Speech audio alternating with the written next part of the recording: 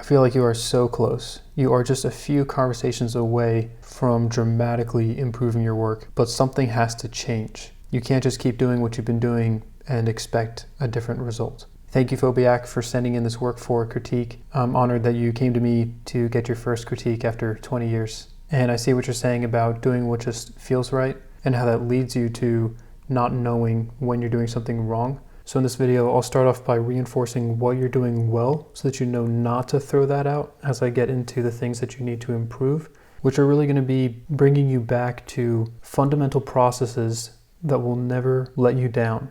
One of your strengths that stands out to me is your attention to detail and your dedication to this craft. I get the impression that you're really thinking about the mechanics behind all of this information, how these straps work, the stitches in between different linings, the texture of metal and smoke. It's clear to me that you are highly motivated and will basically do whatever it takes to get the job done, as long as you can envision what something needs to look like. You're also paying attention to the light and shadow, which is really the first thing that I look for when I'm assessing anyone's work. You've got a nice separation between lights and shadows, and you're thinking about that in every aspect of your painting.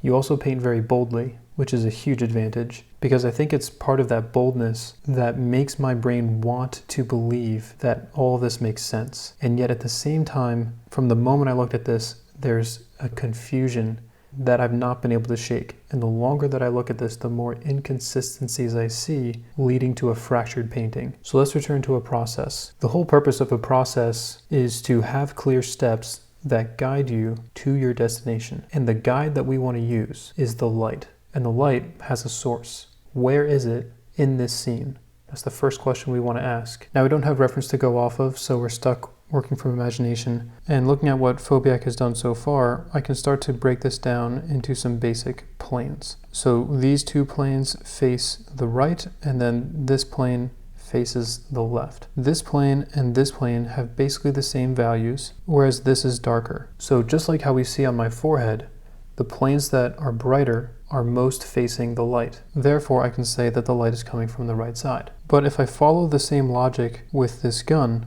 I find that the brightest values are the ones that are facing this way, and the darker values are facing this way, which would tell me that the light is coming from the left, or perhaps from more head on, as if we ourselves have a light directly behind our head shining down on this scene. And when I consider this, I realize that the wall over here also lines up with the same idea. This side is brighter than the side in here. Now, I could go on and on about how neither of these are consistent. If this one is correct, then we would see a lot more light inside of what appears to be a shadow in here. And if this side is correct, then this should be brighter while this is darker, and this should be darker while this is brighter. But on top of all that, none of this is explaining the drop off of light back in here. So whichever one it is, even if it's something in between these, it just does not add up. The light determines everything. Everything that we see is just the light. You can see the light on my forehead and the shadow on my cheek. Even the light inside the shadow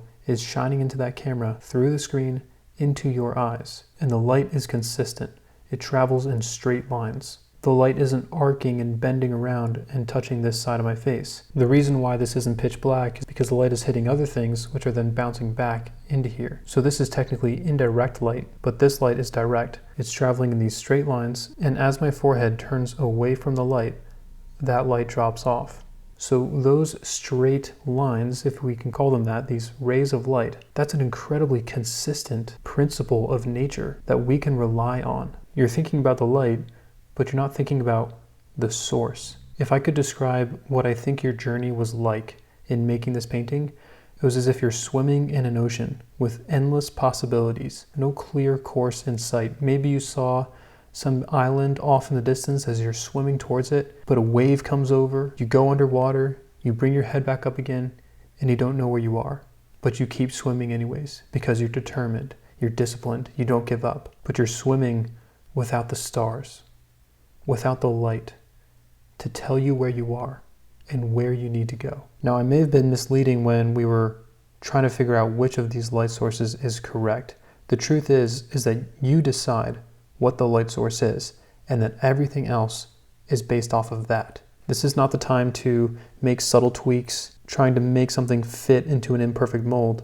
this is the time to do more overhaul level work, firmly establish where that light source is coming from, and then block in the shadows. So I'm going to choose this one as my light source, and it's honestly because this one would be a lot more work. And ideally, you would have done this in the very beginning so that you don't have to overhaul the painting now. So if you're more comfortable with doing a line drawing first, then knock yourself out and you can do that. But the real goal is to block in the shadows. So I'm going to skip ahead to do that and that only. Now I'm aware that we have this kind of doorway in here, but I'm going to imagine that it's not there for now while I just think about how the light would be shining on the wolf. And I'm going to imagine that planes like these are actually in shadow. I think that will help communicate a greater separation between the planes, but I will keep the light on the planes that are on top of things. So we would have perhaps a little cast shadow coming from the ear, maybe a little shadow from the inside of the ear. And this doesn't even have to be perfect to start. Part of the beauty of this is that it allows you to sculpt and move these shapes around until it conveys a strong sense of form. And considering the amount of detail that has been put into this piece, I'm not going to try to make a beautiful work here, just hoping to convey the idea. For something like the lapel on this shirt, there's going to be a cast shadow. Cast shadows are so helpful. You can use them to really establish the angle that you want the light to be at. I see a lot of dark values in here, but I want to avoid those because the light is coming in and getting inside of those areas, so I don't want to actually put those in. As these fingers turn away from the light, they will fall into shadow. And I can use this to see how I'm doing. It's a bit extreme, so if you use a lighter value, you might be able to imagine how the form would work a little bit better. And this can open up more opportunity to tweak the shapes a little bit into something that might get some better form. If I let this angle continue, might create a stronger snout. And I can do a whole lot more work here, but I'm going to skip over to this doorway. Now, as much as I love to talk about the light, we do need to take perspective into account. If the angles of these are slowly turning into something like that, then it would make sense that the ceiling would also be doing the same thing. This angle is in direct contrast to that. This angle is very similar to, say, where this would be in here. To show that perspective, this is the underside of the wall, and when we would see just a sliver of the right-facing plane. So perspective is important and consistency needs to be maintained.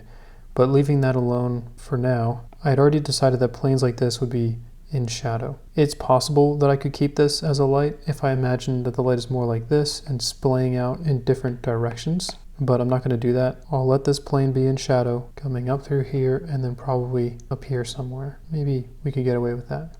And then that wall is going to cast a shadow onto the shoulder of our soldier, particularly the parts that are behind the wall. Interestingly, we might have a little bit of light coming back through here again, which could be somewhat interesting. Maybe we see a little sliver peek through somewhere in that little broken section. So I can double check my work once again. Look at how this cast shadow makes so much more sense with this wall now. And also this wall feels more consistent with its perspective.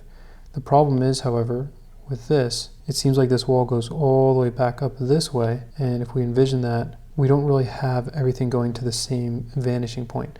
This has a vanishing point that's going off screen, whereas this has more of a vanishing point that seems to be somewhere around there. So once again, just more room for inconsistency. So if we're going to simplify this whole video, we could say everything has to be based off of the source of light from which has all these consistent angles, and also from the source of the vanishing point in terms of perspective. So more accurately, the hallway would probably be doing something more like that even, so that the vanishing point can still be out over there off screen.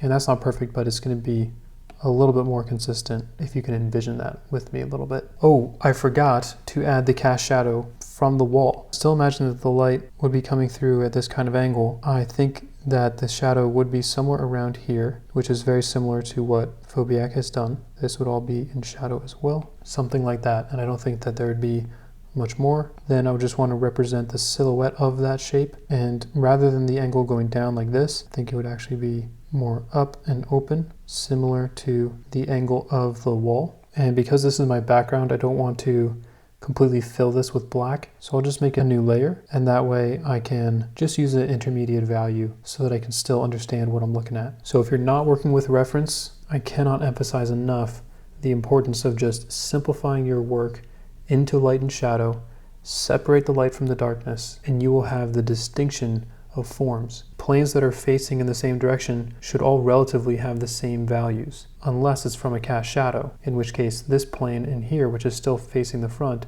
is cast in darkness because of my head. So for as simple as this video is, I hope that this gives you these two anchors that will hold you fast when you're swimming through that ocean, when you're in the zone and creating freely and letting your imagination run free. When you take your head up out of the water, when you step back and assess your work, you can look to the light, find your path again, and continue on your journey. Keep coming back to these questions. Where's the light source, and would it be touching this plane? Is it consistent with other planes in the scene? Are there any inconsistent angles in my perspective? Do they all come back to a single vanishing point? Another good question is, do my values represent a clear separation between light and shadow? For this painting, I would say that they do, but the placement of your values was incorrect. Another question, do my edges properly represent the separation between light and shadow? All of your shading in here is very soft. If you just sharpen the edges of your cast shadows, I think that could dramatically improve this. Cast shadows will always cast a silhouette, so relatively they should have sharper edges compared to form shadows, which would be softer.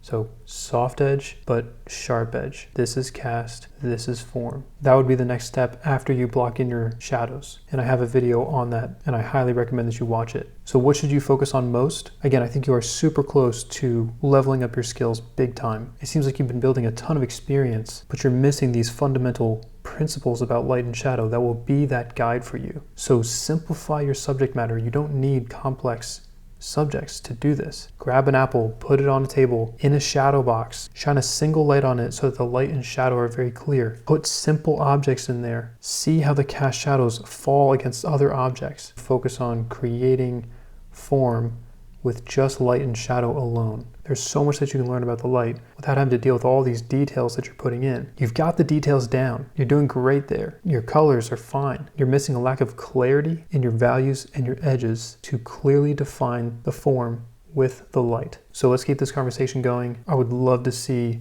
what work you're producing after a few more conversations like this. There's a whole lot that you can learn, from cast shadows to form shadows, how to simplify values, and a bunch of that is already on my YouTube channel. And if you're interested in coaching, then you can reach out to me directly. Or for the others of you who are watching, if you have not submitted your art for a free critique, you may do so through the link in the description. All right, everyone, have a beautiful day.